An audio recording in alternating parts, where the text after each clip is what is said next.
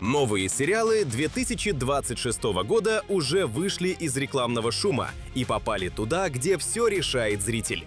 Я собрал 10 свежих премьер этого года с доступными эпизодами. Проекты, которые можно включать прямо сейчас.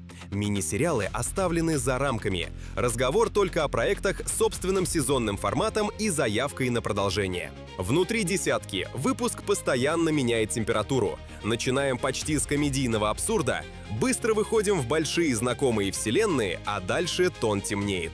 Больше тревоги, жестче ставки, плотнее атмосфера.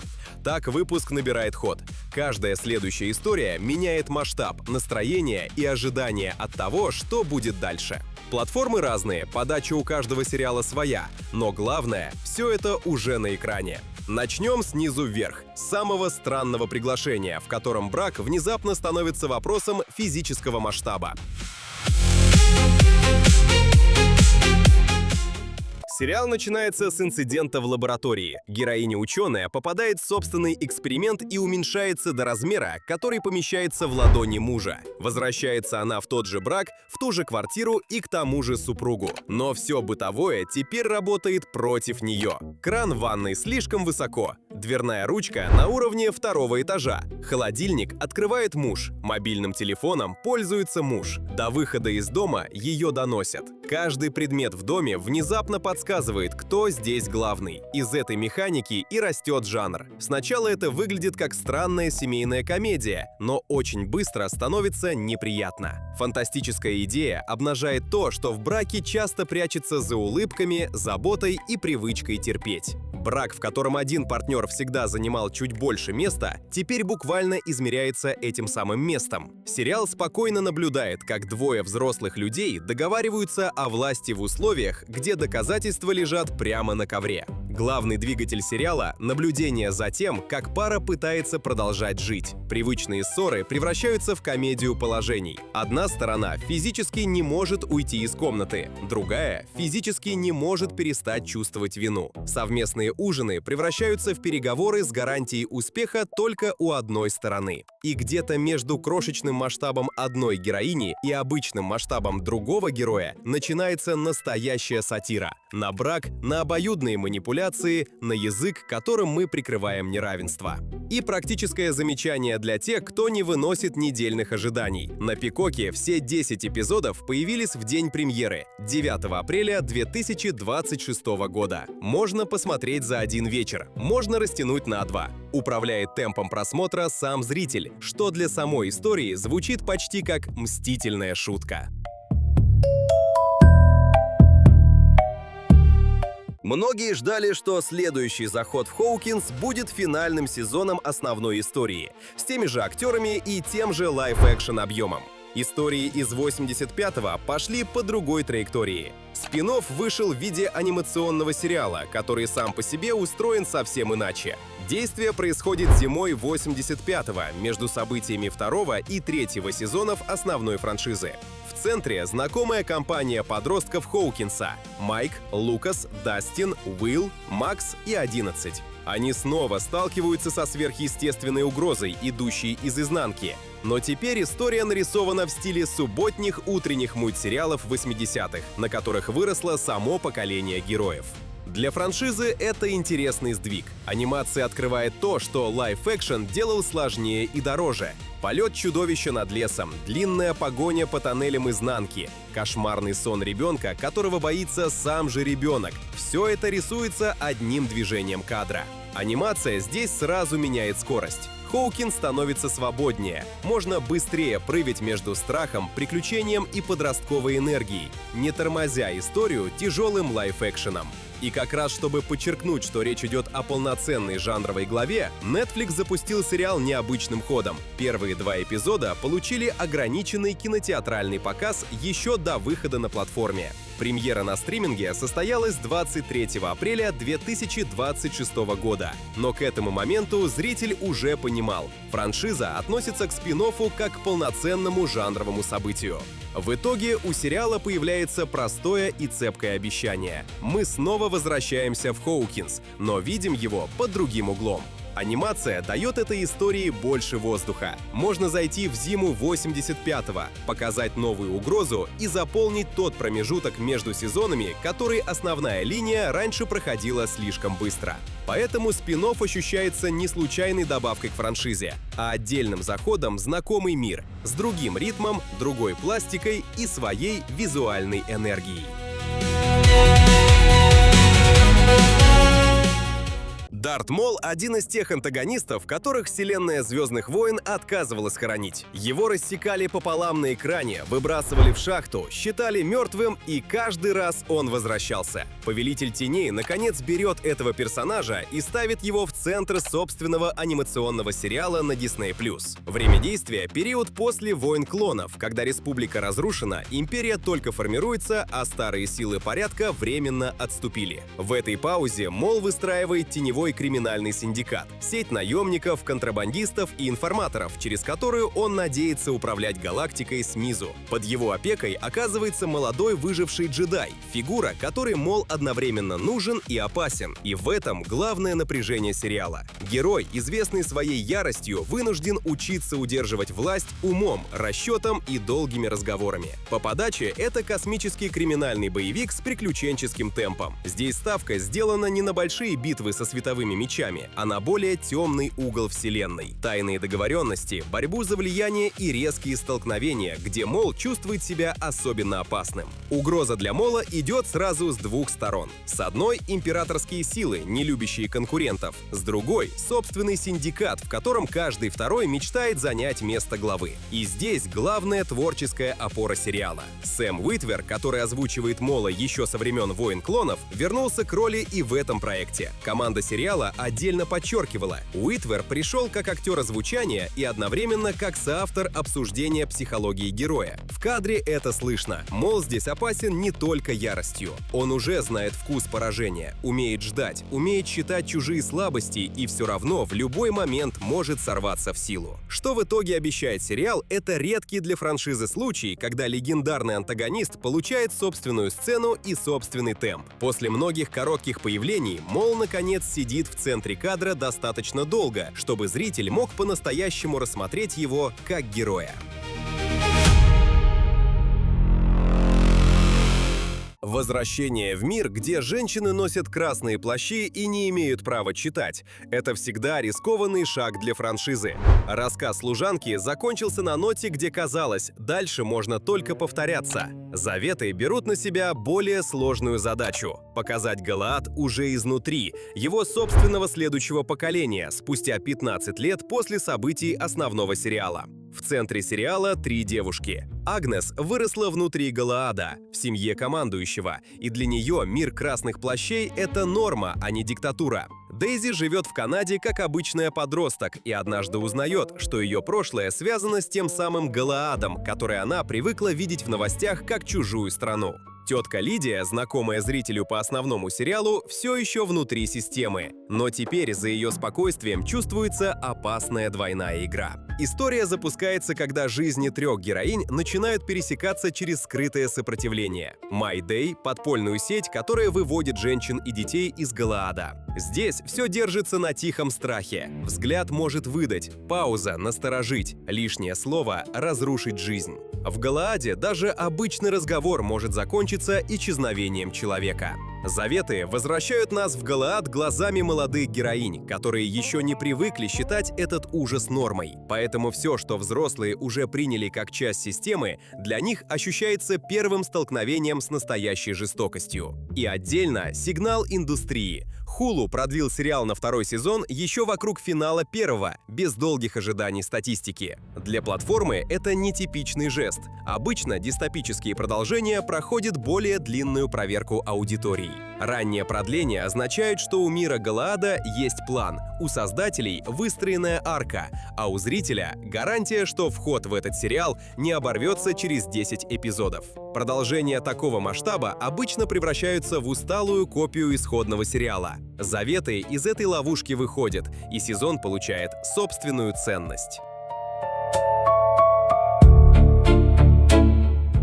На карту Новой Англии нанесен вымышленный остров – бухта вдов. Мэр Том Лофтис пытается оживить туристическую жизнь маленького островного города, жители которого верят в древнее проклятие. Когда странные и пугающие события начинают подтверждать местные легенды, скепсис героя перестает быть защитой. Атмосфера сериала собрана из всего, что зритель ждет от хоррора Новой Англии. Низкое небо, влажный лес, дома с облезшей краской, лодки, скрипящие в утреннем тумане. Город живет сам по себе. Жители знают друг о друге слишком много, но при чужом замолкают. Том Лофтис остается в положении человека, который должен управлять островом, хотя сам остров ему не доверяет. Тон держится между мистерией и хоррор-комедией. Страх настоящий, но интонация местами язвительная, потому что герой пытается быть рациональным управленцем там, где местные давно живут по законам суеверия. Самое неприятное в бухте вдов – ее спокойствие. Остров выглядит обычным, люди ведут себя привычно, но тревога быстро проступает сквозь этот порядок. Опасность уже стала частью повседневной жизни. Важная деталь – атмосфера собиралась не на павильонных стенах. Сериал снимали в реальных локациях Массачусетса. Вустер, Рокпорт и Глостер дали проекту свои дороги, причалы, кладбища и старые дома. Это видно в кадре. Фактура побережья Новой Англии работает на сериал сама по себе, и часть тревоги приходит от того, что зритель чувствует – это место, где люди действительно живут. И еще одно практическое уточнение. На Apple TV запланировано 10 эпизодов. Первый вышел 29 апреля 2026 года. Следующие выходят еженедельно до 17 июня. К моменту, когда вы это смотрите, у сериала уже есть значительная часть сезона, а финал ждет впереди по расписанию. Удобный момент – подключиться сейчас и идти вместе с премьерой, пока главный вопрос еще открыт. Что на острове действительно просыпается вместе с легендой? Что делает человек, который однажды решил больше не убивать, если его снова втягивают в опасную работу? Через ребенка, которого нужно спасти. Сериал ставит героя в это положение с первого эпизода, и дальше каждое решение снова приближает его к прошлому, от которого он пытался уйти. Криси хочет спасти ребенка, но чем ближе он к правде, тем сильнее прошлое снова забирает его себе. У этой истории редкое сочетание исходных условий. Гнев – экранизация книжной серии A.J. Куиннелла «Человек в огне», стартовавший романом 1980 года и продолжавшийся целым циклом о Джоне Криси. У книг было два известных киновоплощения, но Netflix впервые разворачивает эту вселенную как длинный сериал и впервые переносит ее действия в современный Рио-де-Жанейро. Для жанра мести это редкое сочетание – длинный формат и совсем новый географический сеттинг. В сериальной адаптации бывший наемник Джон Кризи отчаянно ищет покоя.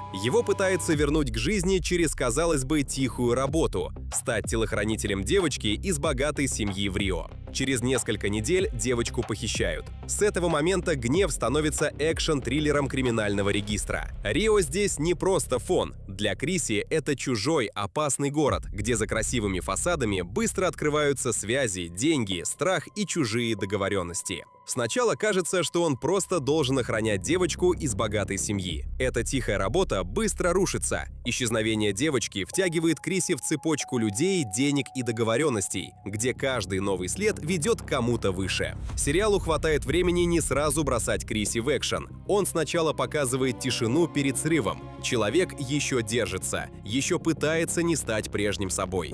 Но каждый новый след давит сильнее. Поэтому экшен ощущается тяжелее. Когда Криси выбирает жесткие методы, зритель видит человека, который оказался между болью, яростью и ответственностью. В этой криминальной истории мести главным остается человек, который боится вернуться к насилию.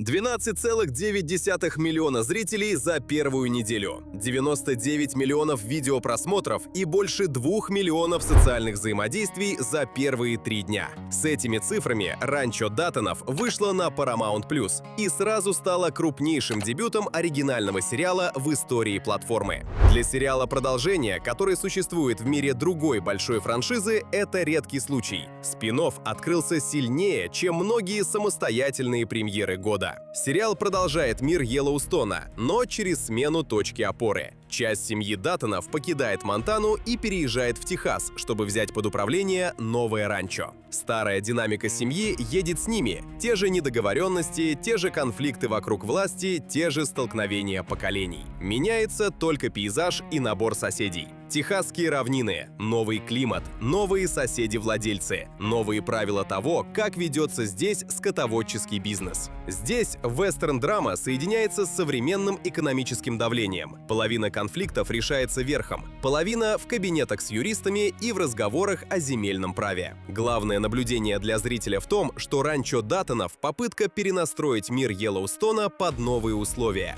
Та же фамилия, та же натура, тот же тип столкновений вокруг земли, но другой штат, другие соседи и другие законы. Семья Даттонов снова оказывается в ситуации, где для них родное место превращается в чужое поле боя. Они приходят сюда как мощная фамилия из другого штата, которую местным придется выучить заново. Часть зрителей будет смотреть это как продолжение знакомой истории, часть как самостоятельный вестерн, в котором фамилия Даттонов лишь задает первичный контекст. Эти цифры важны как сигнал. Зритель все еще готов возвращаться в мир Даттонов, когда история дает новый этап борьбы. Техас, другие правила земли, другой бизнес и старую семейную власть в новых условиях.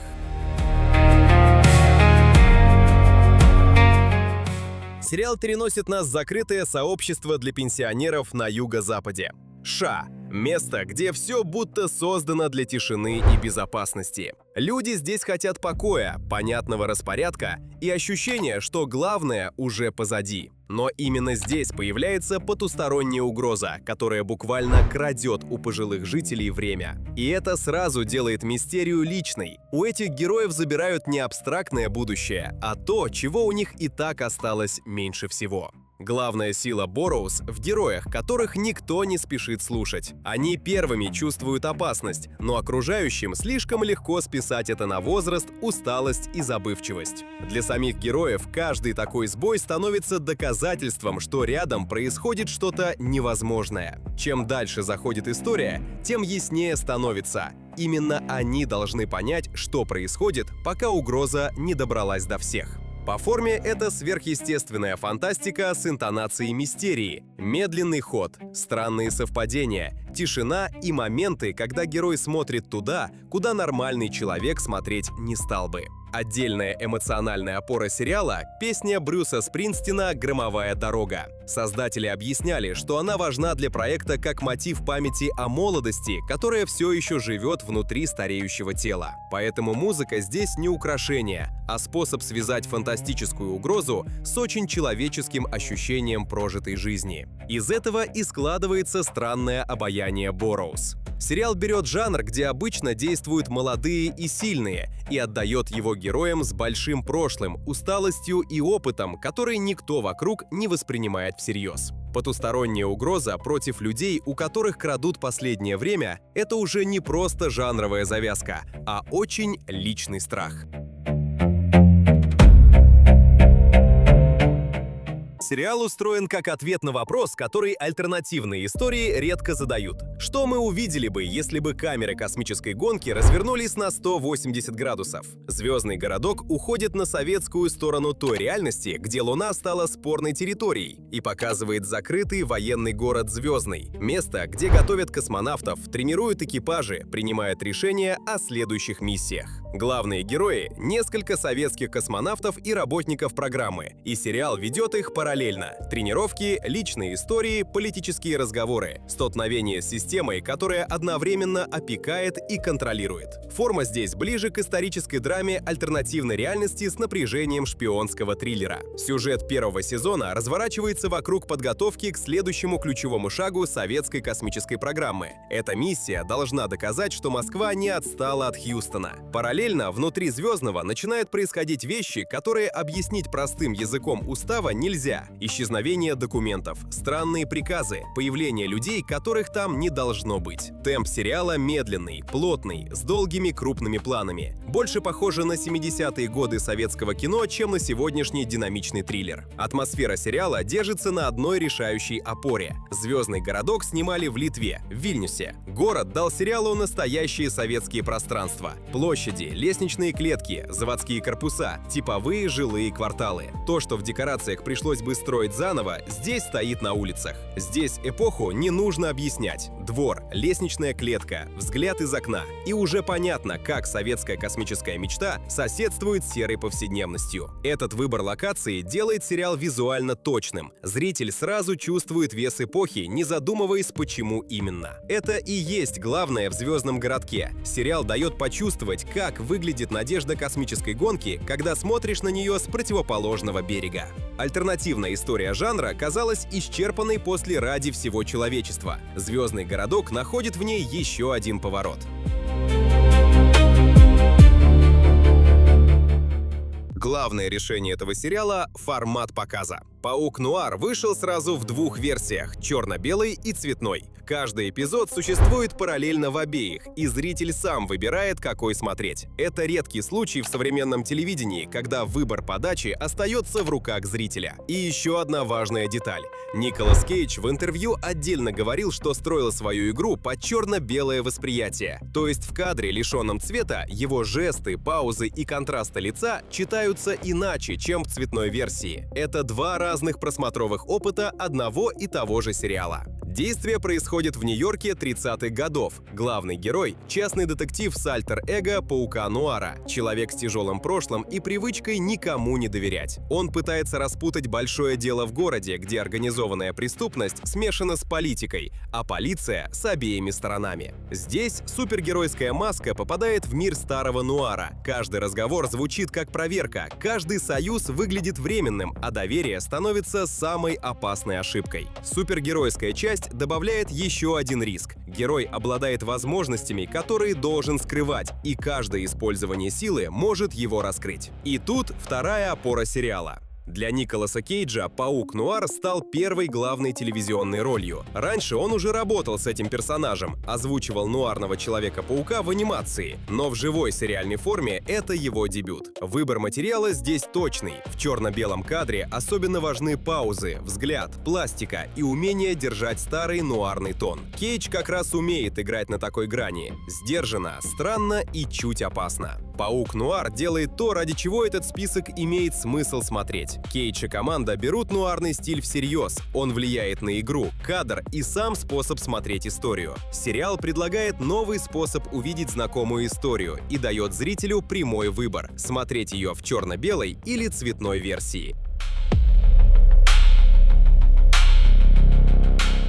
10 сериалов 2026 года и 10 разных способов сейчас сесть и включить просмотр. Здесь нет одной интонации, одной платформы или одного жанра. Есть только общее обещание. Эти проекты уже доступны. У каждого достаточно эпизодов, чтобы понять, ваш он или нет. Что объединяет десятку? Премьеры этого года перестают притворяться универсальными. Каждый из этих сериалов выбирает себе узкий, точный угол. Будь то выбор подачи в черно-белой и цветной версиях, перенос знакомой франшизы в анимационную форму, советская сторона альтернативной космической гонки или абсурдистская комедия о брачной власти. В этом и главный интерес сезона. У этих премьер есть характер. Они не растворяются в общей ленте новинок, а выбирают четкую ставку. Странную, рискованную, иногда неожиданно узкую, зато такую, за которой хочется следить дальше. Если в этой десятке что-то зацепило, расскажите в комментариях, какой сериал вы уже посмотрели и какой собираетесь включить следующим. Это самая полезная для канала обратная связь, по которой ясно, что собирать дальше. Подписывайтесь, если такие подборки вам нужны. Впереди еще много материала, и в следующий раз будем разбирать лучшие фильмы 2026 года в авторском отборе.